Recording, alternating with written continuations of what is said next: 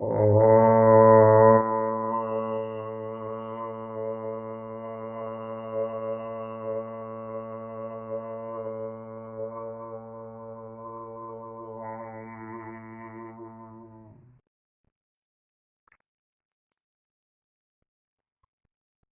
चार प्रश्न आए हैं।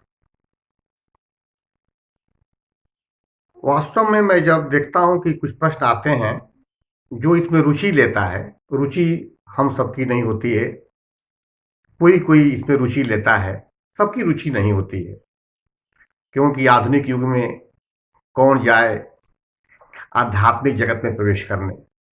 भौतिक जगत में ही आनंद है, तो अध्यात्म जगत में जाने का कोई प्रश्न उठता ही नहीं। लेकिन एक हमारे मित्र हैं, नाम तो उन्होंने बताया नहीं है, लेकिन हमारे एक मित्र हैं श्री बालकृष्ण पांडे, बड़े तर्कशील हैं। उनके साथ ही कोई एक हैं उत्तम जी। उत्तम जी अपना नाम पूरा पता हमको लिखे नहीं है, मैसेंजर में एक प्रश्न पूछे थे। और एक इलाहाबाद से प्रश्न है, पूना का प्रश्न, करीब करीब तीनों प्रश्न मुझे एक जैसे ही लग रहे हैं। इसमें उत्तम जी का जो है, अगर प्रश्न ले लिया जाए तो तीनों का समाधान मिल जाएगा। उत्तम जी पूछते हैं, श्रद्धेय प्रणाम, आत्मा ऊर्जा का एक शरीर से दूसरे शरीर में प्रवेश या प्रतिस्थापित होती है या नहीं? यदि होती है तो केवल मनुष्य योनि में या किसी और योनि में? विभक्त करना, बांटना, तोड़ देना यह मन की आदत है। सर्वप्रथम हम यही गलती कर बैठते हैं, अस्तित्व को ही हमने तोड़ दिया। न जायते मृते वा कदाचित अयम भूत्वा भविता वा न भूयः। आत्मा को यदि समष्टि के दृष्टिकोण से देखा जाए तो अनंत चेतन बिल्कुल पहले था, है, रहेगा। परंतु प्रश्न का आशय बिल्कुल स्पष्ट है। प्रश्नकर्ता जानना चाहते हैं कि मृत्यु के बाद यह समष्टि का जो अंश, हम एक व्यष्टि हैं, हमारी ऊर्जा हमारे जैसे ही शरीर में प्रवेश करती है या अन्य योनियों में? चिंतन जगत में अगर देखा जाए तो अनेकानेक भ्रांतियों में दर्शन संबंधी जितने तर्क हैं वो सब भ्रांति ही हैं। हर व्यक्ति के अंदर इस समष्टि के रहस्य को जानने के लिए इच्छा तो होती है, परंतु वह स्थान, काल और तर्क और बुद्धि के आधार पर वो अनुभव करता है। सूचना के आधार पर या ज्ञान के आधार पर या अपने स्वयं के तर्क के आधार पर जो कुछ उसे अनुभव में आता है, उसके स्मृति में आता है, वही वह जान पाता है। इस संदर्भ में भगवान कृष्ण अध्याय 14 में पुरुष और प्रकृति का संश्लेषण और विश्लेषण करके बहुत ही व्यवहारिक ढंग से सर्वकालिक उत्तर देने का प्रयास किए हैं। यह अर्जुन का भी प्रिय प्रश्न है। भगवान कृष्ण कहते हैं, पहले प्रश्नकर्ता का नाम उत्तम, पुरुषोत्तम। कुछ चीजें आप बुनियादी तौर पर जान लें, क्योंकि जानना जरूरी है। आत्मा एक शरीर से दूसरे शरीर में प्रवेश करती है या अन्य किसी योनि के शरीर में प्रवेश करती है? अन्य अन्य भिन्न भिन्न योनियों में क्या जाती है या केवल मनुष्य योनि में जाती है? इस प्रश्न के उत्तर को सुनने के पहले कुछ चीजें जानना अति आवश्यक है। नहीं तो यदि सीधे उत्तर दे दिया जाएगा तो वह घालमेल कर जाएगा, असमंजस की स्थिति पैदा हो जाएगी। जैसे दर्शन भ्रांति उत्पन्न कर देता है, उसी तरह हमारा भी उत्तर भ्रांति ही उत्पन्न कर देगा। इसमें बहुत से उत्तर दिए गए हैं। मैं कुछ जो छोटा मोटा एक जीव के रूप में जो गीता गीत गाता हूं, जो कुछ अनुभव करता हूं, उसके आधार पर मैं आपको संतुष्ट करने के लिए उत्तम जी मैं प्रयत्न करूंगा। मान लें भगवान कृष्ण का नाम ही उत्तम है, उत्तम का ही प्रश्न है, उत्तम ही कह रहा है। मम योनिर्महद् ब्रह्म गर्द तस्मिन् गर्भं ददाम्यहम् संभवः सर्वभूतानां ततो भवति भारत। भगवान श्री कृष्ण कह रहे हैं, हे अर्जुन, मेरी महत ब्रह्म की जो मूल प्रकृति है वह भूत प्राणियों का योनि है, जहां गर्भ का स्थान है, और मैं चिन्मय पुरुष जो सनातन पुरुष हूं, अपने ही अंश को इस गर्भ में स्थापित करता हूं। ततो भवति भारत, वहीं से अलग अलग भिन्न भिन्न प्रकार की मूर्तियां उत्पन्न होती हैं। मनुष्य, गंधर्व, देवता, राक्षस, जीव जंतु, कीट पतंगे, सब के सब प्रकृति गर्भ धारण करने के कारण इस चराचर जगत की मां हो गई, और गर्भ में मैं अपने अंश को स्थापित करने के कारण मैं पिता हो गया। हे अर्जुन, तो इस तरह से समझ कि ये जो ब्रह्म मूल प्रकृति जो मेरी है वो जड़ है, अपरा प्रकृति है, और मैं परम, हमारा ही अंश जो परा प्रकृति है वह जीव रूपा है। गीता के दर्शन में अगर आप जाएंगे तो स्वभाव अध्यात्मम उच्चते शब्द आया है अध्याय 8 में। स्वभाव ही जीवात्मा अध्यात्म नाम से जाना जाता है। उस परम चैतन्य का ही अंश जब जड़ के संपर्क में आता है तो जीव रूप धारण कर लेता है, परंतु प्रकृति में ही उत्पन्न तीनों गुणों के प्रभाव के कारण इन तीनों गुणों के नियंत्रण में आ जाता है।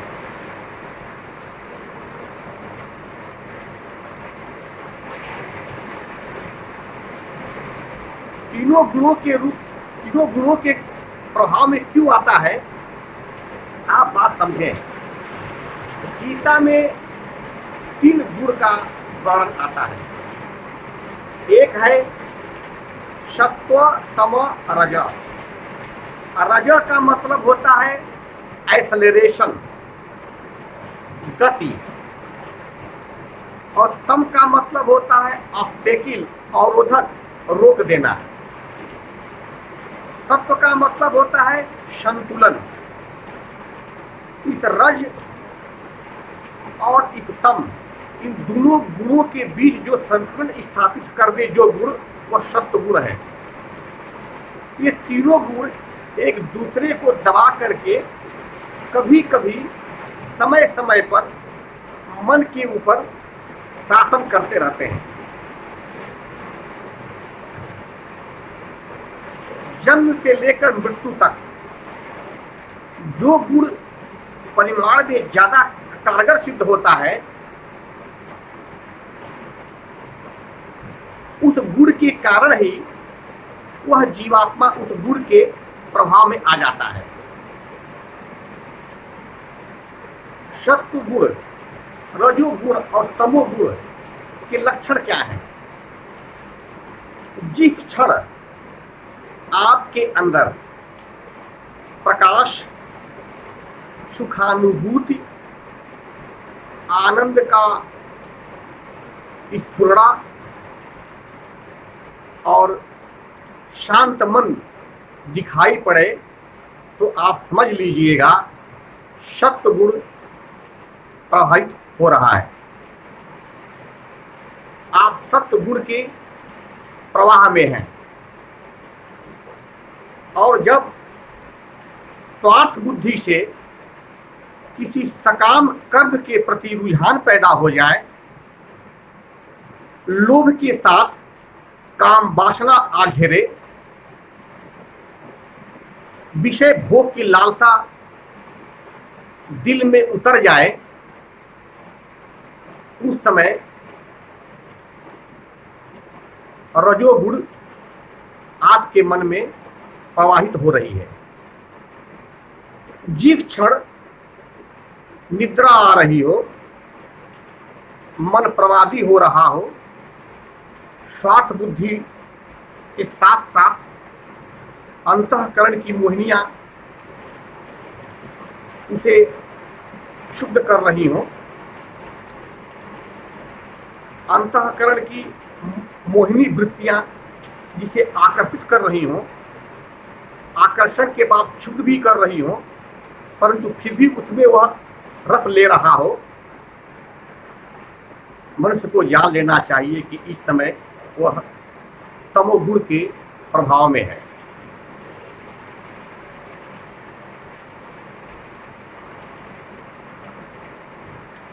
मनुष्य का जन्म और मनुष्य की मृत्यु के बीच इन तीनों गुणों में जिस गुण की ज्यादा अधिकता होती है, उसी गुण के कारण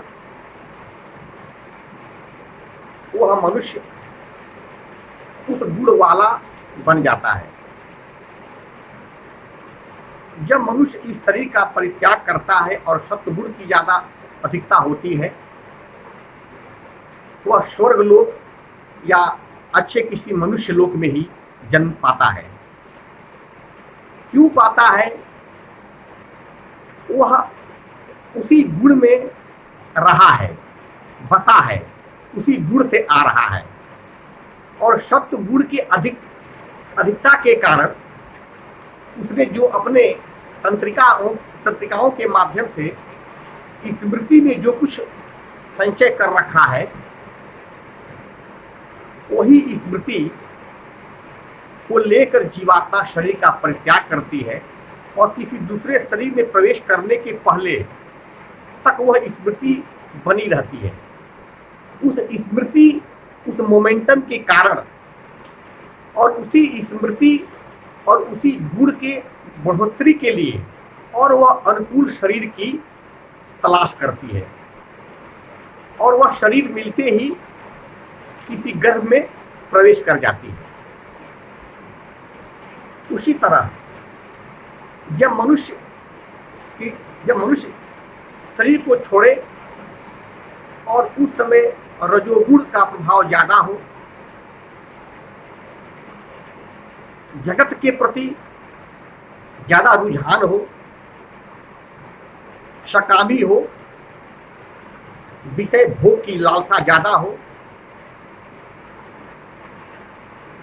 तो वह उसी इच्छा को और बल देने के लिए और बढ़ाने के लिए अनुकूल स्थिति खोजेगा और शरीर के मिलते ही वह प्रवेश कर जाएगा मानव शरीर में। मृत्यु के समय यदि प्रमाद, निद्रा, अज्ञान, अंधकार छाया हुआ हो और मृत्यु के समय वही गुण ज्यादा प्रभाव डालता है जिसका परिमाण जन्म से लेकर के मृत्यु के बीच में जितनी ज्यादा होती है। हालांकि तीनों गुण आगे पीछे होते रहते हैं। तीनों गुणों से हमारा जो जीवात्मा है प्रभावित होते रहता है, क्योंकि तीनों गुणों में एक गुण ज्यादा प्रभाव रखता है। जो गुण ज्यादा प्रभाव रखता है, जीवात्मा उसी गुण वाला बन जाता है। जब वह प्रमादी गुण को जब ले लेगा तो कीट, पतंग, पशु, जानवर आदि में जन्म लेता है गीता के आधार पर। लेकिन हे उत्तम जी, मनुष्य सत्वगुण, तमोगुण और रजोगुण तीनों गुणों में रहने के कारण जिस गुण से ज्यादा वह प्रभावित होता है, उसी गुण के प्रभाव के कारण इस शरीर का जब परित्याग करता है उसी गुण के उत्तरोत्तर वृद्धि के लिए वह अनुकूल किसी शरीर को धारण कर लेता है, प्रवेश करता है। जब वह शरीर का परित्याग कर चुका है और अभी दूसरे शरीर में प्रवेश नहीं किया है, लेकिन गुणों से उत्पन्न भाव जो उसके स्मृति कक्ष में पहले से ही विद्यमान है, वह स्मृति के कारण, उस पास्ट मोमेंटम के कारण वह अभी इस स्थिति में रहेगा। उसे बोलते हैं ट्रांजिशन पीरियड। इस संक्रमण कालीन वेला में जब शरीर को छोड़ चुका है और कोई अन्य शरीर धारण नहीं किया है, इस अवधि को कहते हैं ट्रांजिशन पीरियड। इसमें सिर्फ उसके पास स्मृति रहती है। किस गुण की स्मृति ज्यादा है, उसी गुण के अधिक बढ़ोतरी के लिए वह उसी के अनुकूल शरीर को धारण कर लेता है। परंतु कृष्ण एक बात और कहते हैं, जो समस्त चेतन में एक ही भाव से स्थित जीवात्मा संपूर्ण क्रियाकलापों और गतिविधियों को मात्र केवल तीनों गुणों को कारण देखता है और अन्य किसी को कारण नहीं देखता है। साक्षी भाव में उदासीन रहता है, तीनों गुणों में से किसी गुण से प्रभावित नहीं होता, गुणों की इस करिश्मा को खूब जानता है, गुणों की इस खेल को समझ जाता है और गुणों से अपने को बाहर साक्षी भाव की तरह कर लेता है। सत्व गुण से उत्पन्न जो प्रकाश है, रजोगुण से उत्पन्न जो स्वार्थ प्रवृत्ति है, तमोगुण से उत्पन्न जो मूल भाव है, अंधकार है, वो तीनों के आगमन पर भी ज्यादा प्रसन्न नहीं होता, न संप्रवितानि न द्वेष्टि कांक्षति। और यदि इन तीनों गुणों का प्रभाव या तीनों गुणों का जब प्रभाव कम हो जाता है या चला जाता है, तो उसकी वो इच्छा भी नहीं करता। और परम पुरुष परमात्मा को इन तीनों गुणों से अलग देखता है। हालांकि जीवात्मा भी परमात्मा का ही अंश है, परमात्मा अविनाशी है, जीवात्मा भी अविनाशी है, लेकिन क्षरः अक्षरः दो पुरुष होते हैं। क्षरः और अक्षरः दो पुरुष होते हैं। क्षरः माने पूरी ब्रह्म की मूल प्रकृति, ब्रह्मांड, जो पदार्थ दिखाई पड़ता है, क्षरः ये नाशवान है। नाशवान इस अर्थ में कि परिवर्तनशीलता इसका गुण है, परिवर्तनशील होते रहता है। जगत में कुछ नष्ट नहीं होता, ये समझ लीजिएगा। पदार्थ भी नष्ट नहीं होता और चेतना तो नष्ट होती ही नहीं, लेकिन चूंकि वह परिवर्तित होती रहती है, इस अर्थ में कहा गया है कि जगत मिथ्या है। जगत मिथ्या नहीं है, जगत अस्थिर है। अस्थिरता के कारण, जगत की अस्थिरता के कारण जगत को कोई कहता है यह मिथ्या है। मिथ्या नहीं है, जगत मिथ्या हो ही नहीं सकता। यथार्थवत दिखने वाली वस्तु मिथ्या अवगुण, मिथ्या दोष कैसे अपने ऊपर आरोपित कर सकती है? असंभव है। तो परमात्मा का जो एक अंश, जो हम जीवात्मा है, जैसा कि परमात्मा ब्रह्म ज्ञान अध्याय 15 में कहते हैं, ममेवांशो जीवलोके जीवभूत सनातन, मेरा ही सनातन अंश वह जीवात्मा हो, वह तुम ही हो। हे अर्जुन, जो तुम्हारा अस्तित्व है वह मेरे ही विराट अस्तित्व का एक अंश है और मैं तुम्हारा अंशी हूं। गीता की बड़ी गहराई में जाएंगे तो जीवात्मा अक्षर है, परमात्मा का ही अंश है, और परमात्मा स्वरूप ही है, परंतु परमात्मा नहीं है। और वो जिस शरीर में है, जिस महल में निवास करता है, वह नाशवान है शरीर। उत्तमः तु पुरुषत्वन्यः परमात्मा इति उदाहरणम्। और परमात्मा इस क्षर और अक्षर दोनों से परे है, वो तीसरा है।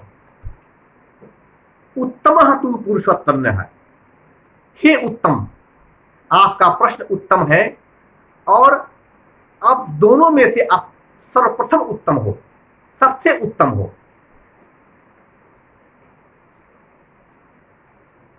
उत्तमः तु पुरुषत्वन्यः, हे परमात्मा, हे कृष्ण, तुम इन दोनों से परे उत्तम हो। तुमसे ही जड़ और ये चेतन व्याप्त है और तुम हर जगह विद्यमान हो।